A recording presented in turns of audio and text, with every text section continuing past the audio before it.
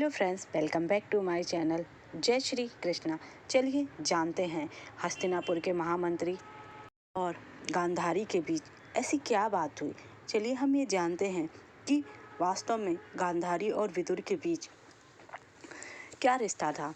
गांधारी और विदुर के बीच देवर और भाभी का रिश्ता था। इस नाते जहाँ पर एक तरफ विदुर जी हस्तिनापुर के महामंत्री होने के साथ साथ गांधारी के देवर थे, उनके करीबी थे। महाभारत युद्ध के बाद गांधारी ने विदुर को कठोर वचन इसलिए कहा क्योंकि वह विदुर से क्रोधित थी।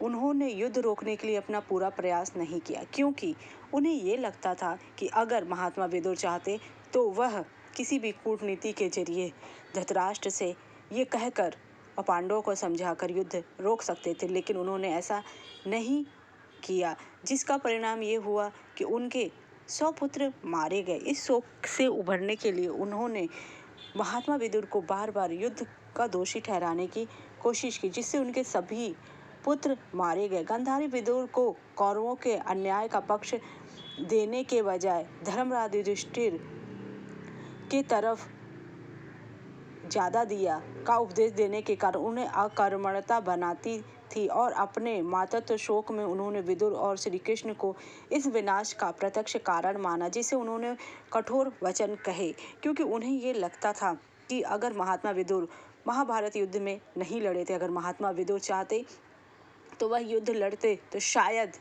उनके पुत्रों की मृत्यु नहीं होती और वह पांडवों को समझा बुझाकर संधि प्रस्ताव को और आगे कर सकते थे, क्योंकि वह एक तरफ से दुर्योधन के चाचा भी थे। लेकिन ऐसा नहीं हो पाया। युद्ध के बाद अपने सभी 100 पुत्रों को खो देने के बाद गांधारी गहरे शोक और क्रोध में थी। इस दुख की घड़ी में उन्होंने भगवान श्री कृष्ण को इस युद्ध के लिए जिम्मेदार ठहराया और फिर विदुर को भी निशाना बनाया क्योंकि वह उनके सबसे विश्वसनीय और बुद्धिमान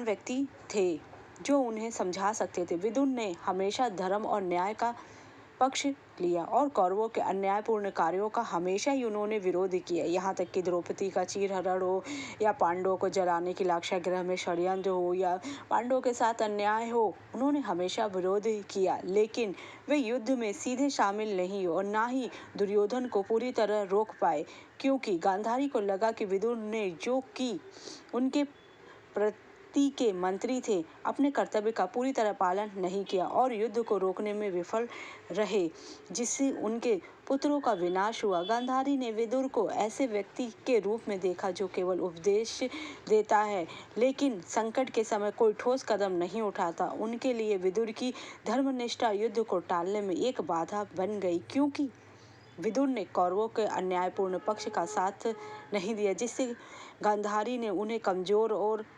अकर्मण्य समझा।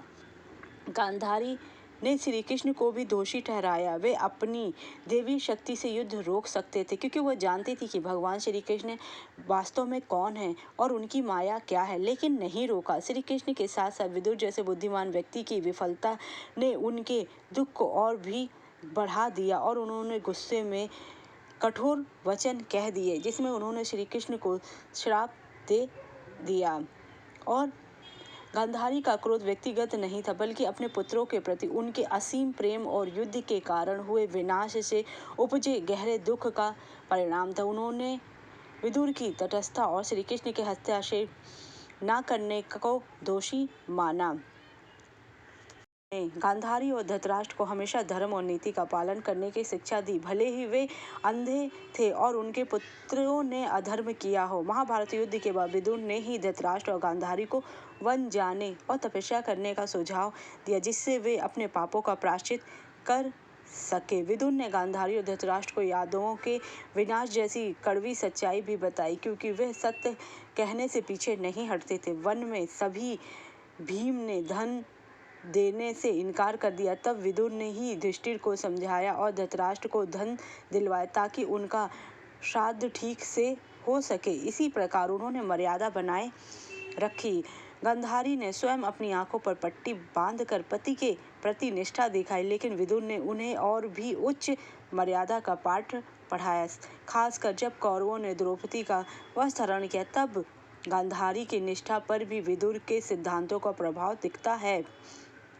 ने गांधारी को मरने से पहले सत्य, धर्म और मर्यादा के मार्ग पर चलने की शिक्षा दी। उन्हें वनवास के दौरान भी सही मार्गदर्शन का प्रदान किया। मरने से पहले विदुर ने धृतराष्ट्र और गांधारी को वनवास की ओर प्रस्थान करने की सलाह दी और उन्हें बताया कि अब पांडवों से युद्ध करने का समय नहीं है बल्कि तपस्या करना है, और यादव वंश के विनाश के दुखद समाचार के बारे में बताया। हिमालय की ओर यात्रा के लिए तैयार हुए, जहां अंततः वे एक वन अग्नि में लीन हो गए। विदुर ने गांधारी और धृतराष्ट्र को धर्म और मर्यादा का पालन करने के लिए प्रेरित किया और उन्हें अंतिम समय में भी सत्य और नीति का मार्ग दिखाया। खासकर तब वे वन में भटक रहे थे और भीम को से धन की याचना कर रहे थे। उस समय भी